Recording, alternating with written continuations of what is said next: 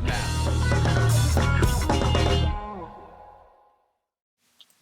Oh my goodness, that's we'll come back to that. That's a Cosmic Vultures tune right there from 2020. The productivity out of this band has been fascinating to me as I'm kind of like just starting to learn a little more of their history. But first, we're going to be in just a second introducing Derek Smith, who's on the phone with me. Hi, Derek. Say hi. Hello. We just played some of Derek's ideas. We had let's see, I got to go back to the right point. Oh, you keep me hanging on from Vanilla Fudge. And Derek, by the way, I was going to play the 7-minute version. There's two versions on that original Vanilla Fudge album. There's one, and then I found that there's a they call it Quentin Tarantino edit. From Once Upon a Time in Hollywood. Exactly. And I'm like, for a few different reasons. And then as the time was getting closer to night, I'm like, fuck it, I'm just going to play that. But partly also because it sounds good, even though it's a lot shorter. It sounds really good. Then we had She Said from the Beatles. We had Black Cow from Asia, Steely Dan. We are big on the Dan around here. I tossed in from one of these little tracks that came out on the 50th anniversary edition of the Beatles' White Album, take number 13 of I Will, where they stumble around at the beginning, and then McCartney just does this amazing, soulful vocal. It just kills me every time I hear it, whatever version it is. And then Groovazoid from Cosmic Vultures. So thank you so much, Derek, for joining me tonight. I really appreciate it. Derek Smith from the Cosmic Vultures. How are you tonight? I'm excellent. How about you? I'm good. I'm so excited. I have so many things I want to ask you, but I think we have a lot of ground to cover. So I'll try to hit you on a few things here up front. Your song influences, we could probably talk for an hour about each one of them easily. But you have the Steely Dan, you had the Beatles. Let's see, you mentioned Frank Zappa, which we didn't get to yet, but we will. So how were you first introduced to music? Was it in your home as a kid? Where did you grow up, and how did your early life in music start? Yeah, I grew up in Saugus, Massachusetts, and my father's a bassist and my mother's a piano teacher.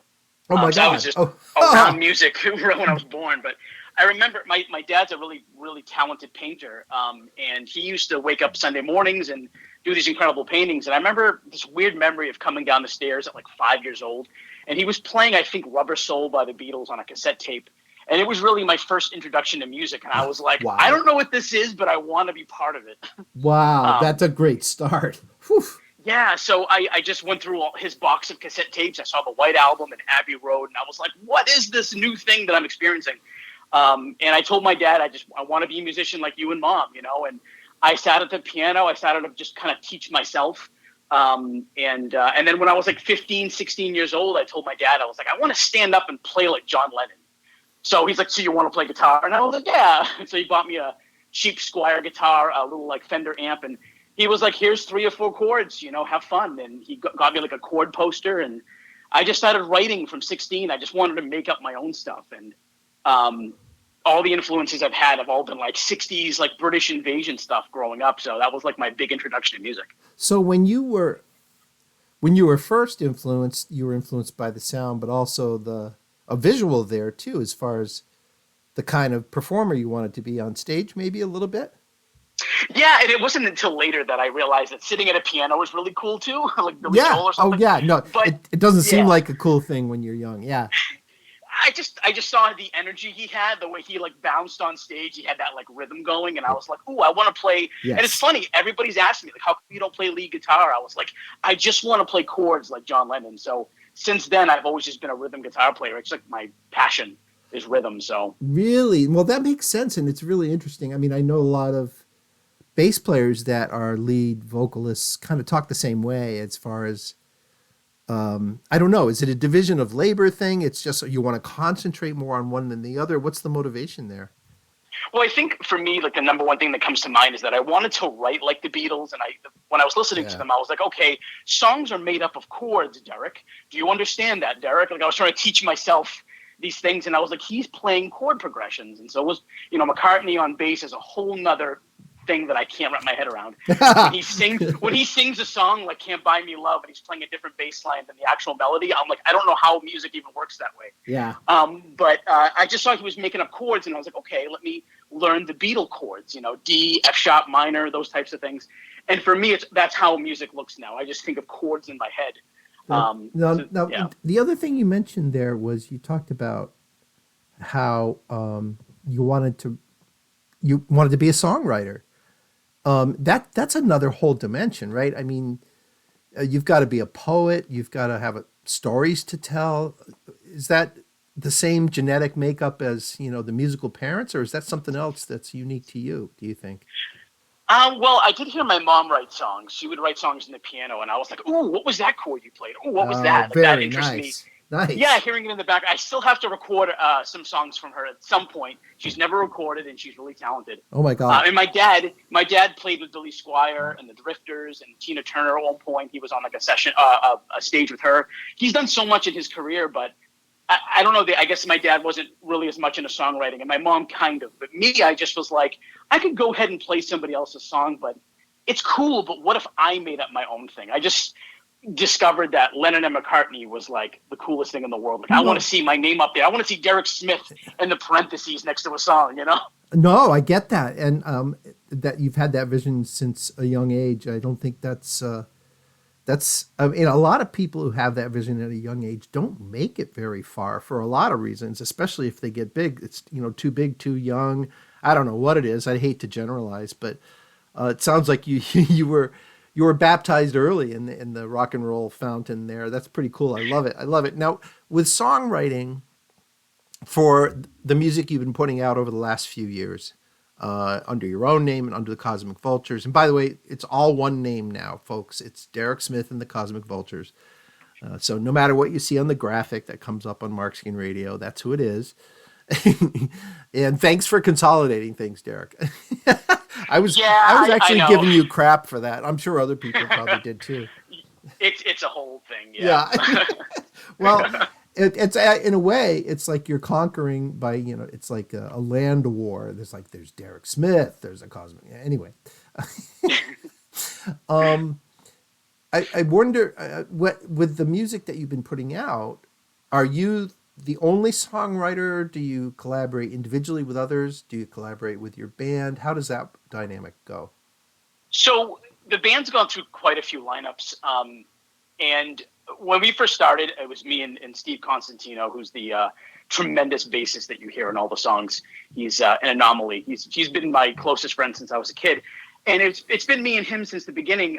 But what happened was I would show him these like folky acoustic songs that I had written, and then he would add like whatever he thought should go over it. And sometimes he would write like a little like groovy funk bass over my music. And I'm like, wait a minute, this is supposed to be a Spanish folk song. Now it's a funk song. What happened? But it was like putting paprika in a tomato sauce. Like, nice. Wow, what is this? Like, this is a new thing. So we started off with this like kind of funky band in the beginning, and we've started to kind of go into more alternative rock. But I am the primary songwriter in the band, but that there's a lot of songs that Steve's written on with me, and Jonathan Chesbro, who's one of our guitarists, and one of our, from the last couple of years, Michael Strakas, he's another guitarist, and they're just so talented. And when I bring a song to them, the flavors they add just make the song so much better. I love it. I love it. That sounds like a great. It's not so much a formula then; it's kind of you working with your colleagues and working on your own themes, but also hearing what they're doing too. That's perfect. I love it. So cool. Yeah, and they're all good songwriters, and it's just one of those things where I guess the issue, I don't know if this is really an issue, but I have so many songs that like, I'm just like, hey guys, we're doing a new album. There's 12 new songs I'm doing. You know what I mean? So it's like, they have ideas and they are great ideas. So I'm just waiting for a good time to like, okay, that song will work on this record. Your song will work on this record. So that's kind of how my mind works. Yeah. It's a little bit of division of labor, but when that's interesting because that's something you had mentioned to me when we had our brief phone call the other day, when you were talking about the volume of music and what you actually kind of already have ready to go out and work with and record and get them arranged and all that stuff. And so Are you trying to pace it? Are you trying to get it all out? Are you, I'm sure you've got a million different voices of people telling you what to do, but do you have a clear plan as far as how you want to release that stuff and make an impact? I mean, I'm curious because I think there's some star power in your music. I really love it, and it's easy for me to say because I just jumped on the bus. But every song I listen to from you is different. I'm hearing, I hear, and I have so much more to listen to. There's that funk thing you were talking about, which surprised me, and I love it. And then there's these deep lyrical moments. It's almost like, I don't know, Simon and Garfunkel or something. And I think you got a great range, and I'm really excited about what you're doing. I'm literally blown away. Yeah, I really appreciate that. Thank you so much. That was really kind. I guess the one thing that I'm always like in the middle of is I saw the Chili Peppers release 2 albums last year, both 17 songs each, and I'm like, man, 34 songs in 1 year. They better all be freaking good, or else what are you doing? Yeah. At the same time, I'm also like, I have 36 new songs right now that I'm juggling. And I'm like, okay, I have to knock that down to 12 for an album, even though I think 12 might be a little too much for me because I usually do 10, 8.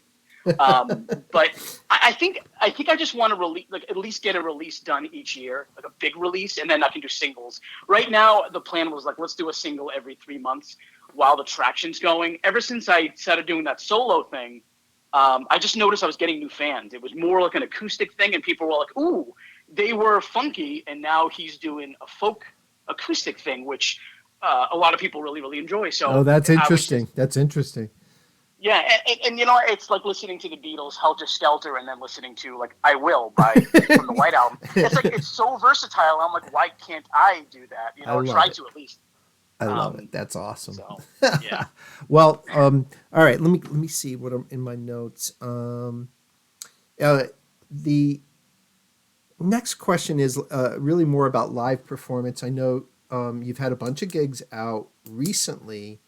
Has there been an ebb and flow to that, and what's coming up? Yeah, it's been kind of an interesting situation. We've gone through a few different lineups. Right now, we just gained a new drummer, Matt Bedia, who is incredible. And we played 1 gig with him so far. We took a little bit of a break, but we have a few gigs coming up. February 3rd is Midway Cafe in Jamaica Plain, I believe. And the one after that's a kind of a biggie for us. We were chosen by the New England Music Awards to do their Last Band Standing on March 15th in Boston at the Rockwood Music Hall. So we're really stoked for that one. Nice. And I think March 30th we're doing the new Kodo in Lowell, and so on and so forth. We're not a band to really do like 4 gigs in a month. We just kind of want to spread them out and make each one impactful if we can. So that's kind of what we're going for. But I think recently we just hit our 100th gig, I think, since 2016. Wow. I'm kind of a crazy guy. I'm sure you could see that. Like, I keep statistics of all my work since I started. I love it. I love it. I have a spreadsheet of all the shows you've ever played, what we got paid, who was on the bill, how it went. I'm kind of a nut job. I don't doubt it one bit. We may have a few things in common. Like the fact that I knew exactly how many times I had played every day. Because that happens to be the personal favorite over the short time.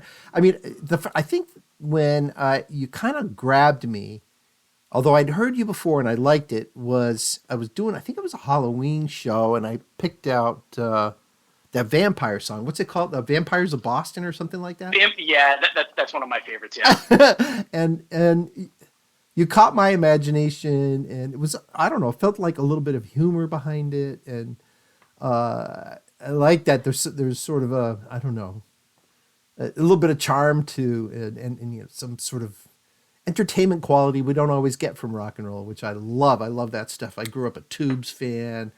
I love the performance stuff. I love it. The band I saw the most when I was in my 20s was Queen, and talk about stage show.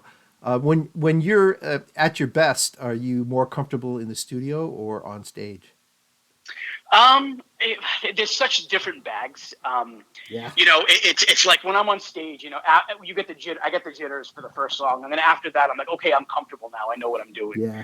And I think honestly, between the two of them, they both have their pros and cons. But I'm at my absolute best when I'm sitting on the couch with my acoustic and just look. I have a blank canvas in front of me, and I'm saying, music is anything and everything you want it to be. So I can literally paint anything, and the lyrics can be really goofy or they can be really serious. And I think that's another reason why I'm such a big Zappa fan, because he was like, I'm going to do whatever I want, and if I get fans, cool.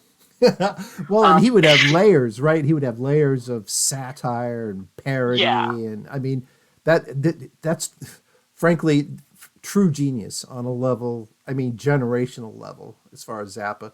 I mean, I don't know if you ever seen that video.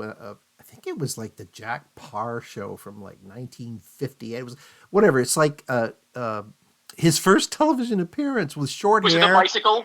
Yeah, the bicycle. He was playing the bicycle, Yep. and it's like that's. I mean, and then what he did, in the '60s and '70s, it's just like Incredible stuff. I saw him live once, and I was tripping, and whoo, man, I felt like a balloon on the end of a string during most of it. That was at the Boston Garden, the old Garden. Oh, I that's thought so cool. that was talk about a whole. I don't advocate taking LSD, but that night it worked out really, really well. Except I had to drive. Oh boy. Yeah, so we'll talk about that again some other time. Anyway, let's see. So what's coming up? You went through those dates, and as far as recording, we have this brand new song we're going to play in a couple minutes, and I wonder. Let's see. So, tell us about Waiting, the song. Tell us about any other upcoming plans on recorded output. Yeah, Waiting was actually written like 12 years ago. Very different for me. I was sitting, and I don't know if you get this from it, but the verses kind of sound like they have like grunge chords. Yes. Or something. It's Yes. not really my thing. I don't do that, but I was like, you know what? I always kind of, and even Steve back in the day, my bassist, he was like, you do tend to write in the Beatles circle of chords. Maybe try something else. And I was like, okay, I'm up for the challenge. And I wrote Waiting, and I'm like, this does not sound like a Beatles song. And it sounds like more of like, I don't know, I'm not going to compare myself to anybody, but like almost grunge Nirvana-esque, which never was really my thing when I was a kid. No, I get it. But I think you're right. I think I understand what you're saying there. Yeah. Yeah, and then the chorus ended up being a little bit more on the poppier side, and it became a little bit more melodic. And I was like, okay, here's Derek. Here's what I do in the choruses. And so I recorded it twice, and it was okay, But I work with David Minahan and Woolly Mammoth Sound, and he can make a song go from a 7 to an 11. He's just incredible with what he can do. The harmonies and the chorus, he's just so smart, and he gives me so many great ideas. So that was such a fun song. I basically like dug it up from the dirt, because I have a mental shelf of like, I don't know, 58 songs right now that like, should I bring that one in? Should I do that one? Is that good enough? But Waiting was always, my wife especially, she's like, when are you going to do Waiting? And I'm like, I'll do it. How ironic. So, how ironic. Yeah. And it's kind of, finally we're not waiting anymore for that. But it just turned out so well for us. I really, really liked how it came out and everything. And for me, it was like, even as a kid, I had this idea of like, maybe someday somebody will knock on my door and they'll tell me, hey, we think you're great and we want to sign you to a big label. All the childhood daydreams, which by the way, have 30, a cigar. 30, yeah. Yeah. 30, I have a cigar. Exactly. And, 36 years old now, and I'm still daydreaming, but it's a different daydream. I think I realized that nothing is worth waiting for. You have to go out and make your own luck. No, that's true. So. And you're not always able to do that too, to start on that voyage. And kudos to you and to your bandmates. I really like what I'm hearing, and can't wait to see you live and meet you in person. And cannot thank you enough for being so attentive and helping us out. And I happen to know that you've even listened in on a couple of shows, and that gets you automatic points here at Markskin Radio. It's just, we keep a scoreboard, and I have the statistics right here to prove it. So. Oh, you guys I've discovered so much more music since I've been listening to you guys. So, really? So thank you. So thank you, because there's so much music to be discovered, and I'm like, what the heck did he just play? That was so cool. I love it. Oh my God, thank you. I'm so happy to hear that. I had a feeling maybe you had heard a few things that brought you back, and there's nothing I love more than artists that check out the station from time to time. We've got quite an array, and there's something special here. What as far as what we're trying to do to get you closer to the audience in ways other than just having to go out and see you live. And we're not trying to replace that, but we're trying to replace what radio used to do on a local level to get the listeners to actually get to know you a little bit. So thanks for participating and helping me make it happen, and promise me that you'll do this again. Hey, you know what? If you'll have me, I'm there all the time. I Perfect. really appreciate you. Thank you so much for this. I love it. So anything else you want to tell us about waiting? I guess you've done a pretty good introduction of it. You said it's 10 years ago. Is that what you said? Maybe even 12. I think I wrote it about, Wow. I think maybe in 2012, yeah, and it's just grown into this, I'm not going to use the word monster, but in my head it is, because of how I know how I wrote it. It was like kind of just like a measly song, and now it's this big production in the studio, and I'm like, I can't believe it turned into this. But it's one of those songs, I always picture people just put it in your car and just full blast. That chorus Oh man. can get you. If you like that type of thing, I really think that the lyrics are interesting if you dig deep, and so I'm a fan of it. Yep. Well, I'm with you. That's my favorite. That's my definition of rock and roll. So no wonder we're on the same wavelength. Thanks, Derek, again. And we're going to play the brand new song "Waiting" right now. Check out Derek Smith and the Cosmic Vultures. You can get your own copy of this tune on most of the major services, and check out the website. So, Derek, let me know. Let's see, or Michael, if you're online, give us a couple of good website links on the Facebook thread so that we can find out more about how to get your music and your history and all of that. Thank you again so much, Derek. I really appreciate it. Yes, and a humongous thank you to Michael Murata of NIVET. He's been amazing to me, and He's thank you the so much man. for having me on. He's the man. I love him. Absolutely great. And for years I knew about him, and I was kind of starstruck when I finally met him. And I think he was like, "What, dude? Why are you starstruck?" I feel the exact same way. He's listening now. I'm also nervous to meet him in person. I feel like yeah. Well, the I'm three of us need to have a beer apparently. So yes, that would be. I would love it. All right, thanks, Derek. Good night. And we got some more coming up. We've got Joe's Garage from Frank Zappa. We've got Ticket to Ride from the Beatles. We got Sign In Stranger from Steely Dan, and more local and new music coming up. Thanks for listening, folks. Stick with us. Good night, Derek. Good night. Thank you. All right.